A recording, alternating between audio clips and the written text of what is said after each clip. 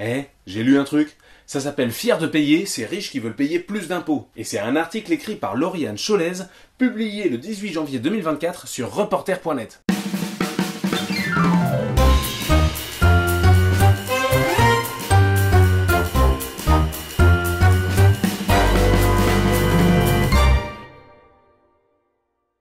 Quand allez-vous taxer l'extrême richesse? Ah bah ouais, d'accord, direct, tu tiens des propos d'extrême gauche quoi. Ah non, mais c'est pas moi qui dis ça, hein.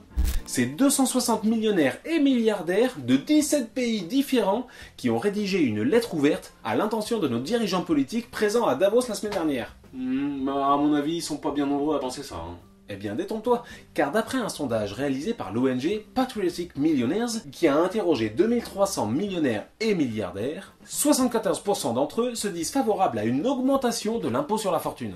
Et 54% pensent que l'extrême richesse représente un danger pour les démocraties. Bon, c'est nouveau ça. Eh ben non, car dès 2010, 250 personnes dont le revenu est supérieur à 1 million de dollars par an fondent une ONG appelée Patriotic Millionaires et lancent une pétition pour demander à Barack Obama une augmentation de l'impôt sur la richesse. Ah ouais?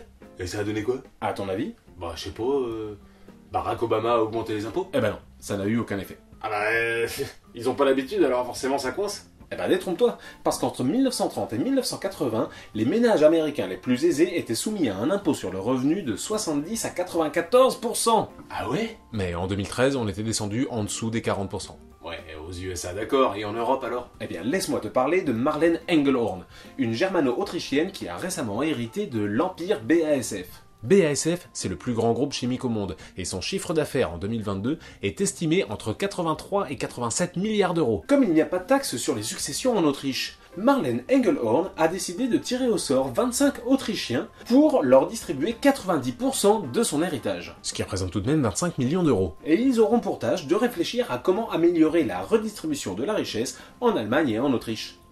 USA, Allemagne, Autriche, et la France alors? Eh bien, dans la lettre ouverte citée précédemment, seuls 4 signataires sur 260 sont français. Et c'est qui du coup? Arnaud, Bettencourt? Non, il s'agit de Eugénie Desforges, Henri Ducellier, Victor Guessel et Arnaud Rambourg. Oui, je connais pas.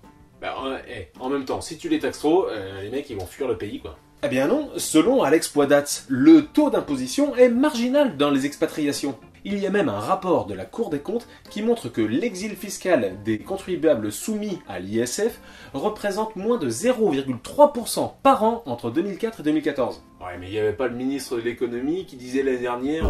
Donc venez en France, croyez-moi, nous saurons vous taxer. Eh ben c'est faux.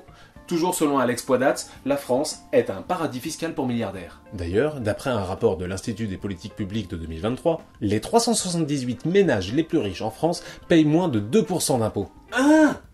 Attends, on est vachement loin des 94% de tout à l'heure, hein. Et dans la classe politique, y a personne qui réagit? Eh bien, suite au rapport de l'économiste Jean Pisani-Ferry, qui propose un ISF vert, à savoir 5 à 10% de prélèvements pour financer la transition écologique, Pierre Moscovici a demandé un débat sur la question. C'est le président de la Cour des comptes. Christophe Béchu a déclaré que ce sujet ne devait pas être tabou. Le ministre de la Transition écologique. L'économiste Lucas Chancel explique qu'on a besoin de 5 000 milliards de dollars par an pour financer la transition écologique, et que pour l'instant, on est aux alentours de 1000 à 1200 milliards par an. On a donc besoin d'argent public. Il était d'ailleurs présent à Davos pour expliquer aux dirigeants politiques que les États n'avaient pas besoin d'un accord international pour commencer à appliquer ces mesures. Et voilà, c'était J'ai lu un truc.